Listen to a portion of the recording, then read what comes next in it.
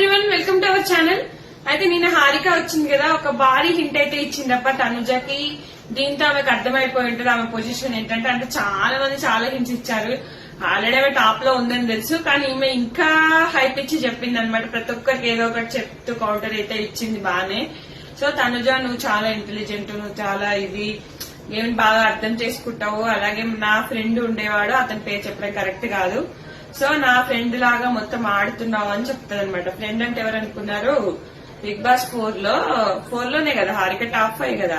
అభిజిత్ కి బాగా క్లోజ్ ఉండేదన్నమాట. సోహెల్ తో ఊకే గొడవ వేసుకునేది ఆ సీజన్ లో. సో అభిజిత్ కి బాగా అంటే చాలా ఫ్రెండ్షిప్ చాలా ఉండి క్లోజ్ గా ఉండేది. సో నా ఫ్రెండ్ లెక్క ఆడుతున్నావు అన్నట్టుగా చెప్పకనే చెప్పింది. అంటే నువ్వు మరో అభిజిత్వి, అంటే మైండ్ గేమర్వి, బాగా ఆలోచిస్తావు, బాగా ఆడతావు, టాస్క్ కొన్ని బాగానే ఆలోచిస్తుంది కదా. తనుజ కూడా షార్ప్ గా ఆలోచిస్తుంది, గేమ్ ఏంటని అర్థం చేసుకుంటది, ఎలా స్ట్రాటజీస్